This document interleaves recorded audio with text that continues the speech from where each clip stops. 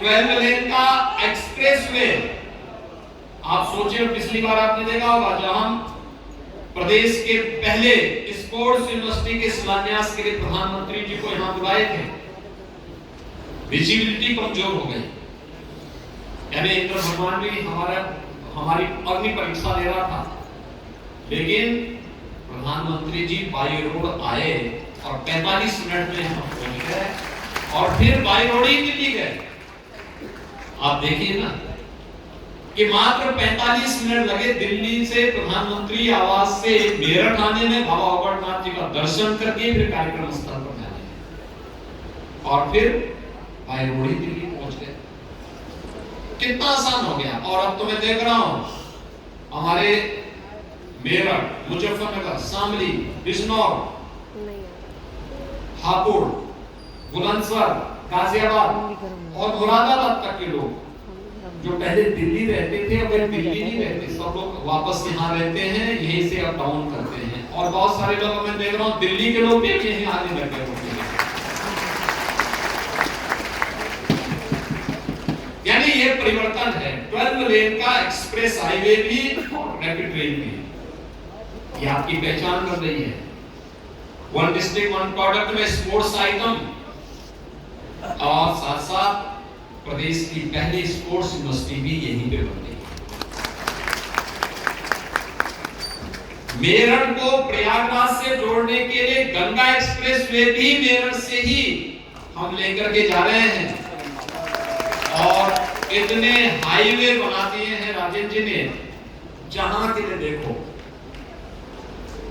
मेरठ का ring road हो, मेरठ से बिजनौर का हो, मेरठ से सहारनपुर का हो, जहां का भी आप देखो, एकदम बेहतरीन कनेक्टिविटी मेरठ की।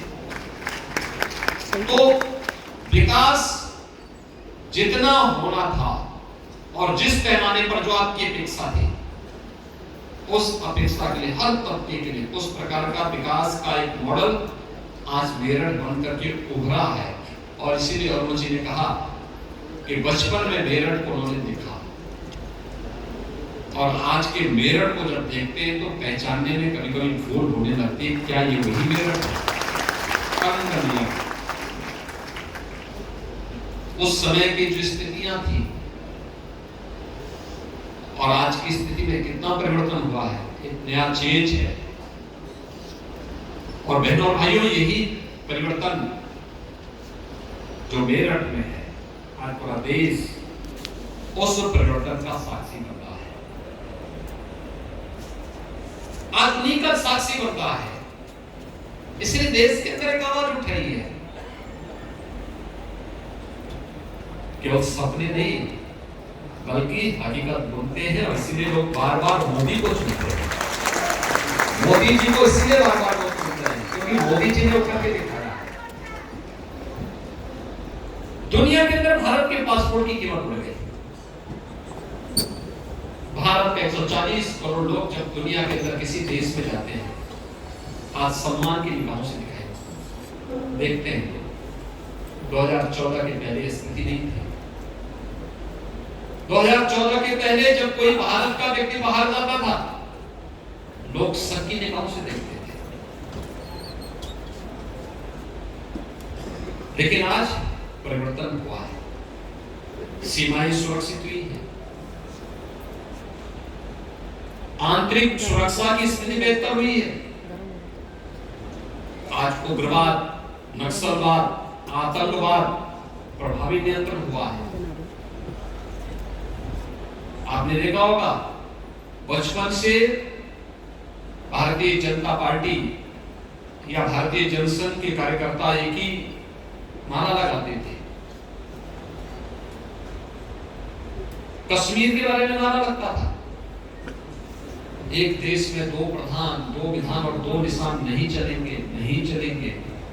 ये सच भी था, नहीं होना चाहिए। किसी भी संप्रभु संपन्न राष्ट्र को एक विधान से चलना होगा, एक प्रधान चलाएगा, एक विधान होगा। लेकिन सरकारें हिम्मत नहीं कर पाती थी। मोदी जी ने हिम्मत दिखाई, कश्मीर में आतंकवाद भी समाप्त हुआ, पत्थरबाजी भी समाप्त हुई और धारा 370 भी समाप्त हुई।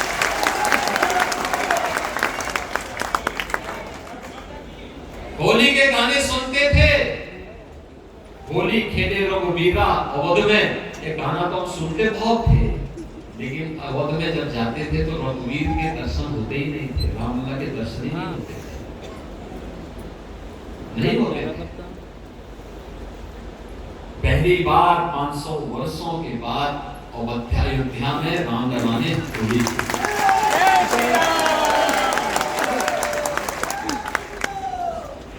आप मुझे बताओ ना, क्या ये संभव था? क्या ये कांग्रेस कर पाती? क्या ये समाजवादी पार्टी कर पाती? क्या ये बहुजन समाजवादी पार्टी कर पाती? क्या ये इंडी गठबंधन कर पाता? नहीं कर पाता।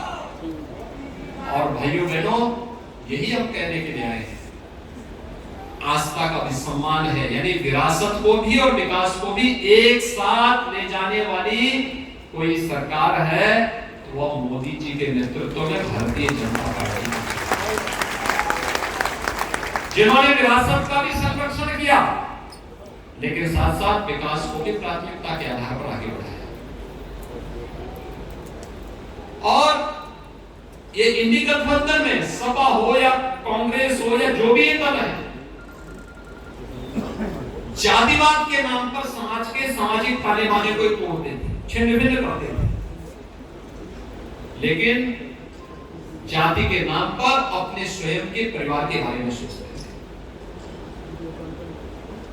मोदी जी ने कहा कि नहीं, 140 करोड़ का भारत ही मेरा परिवार है।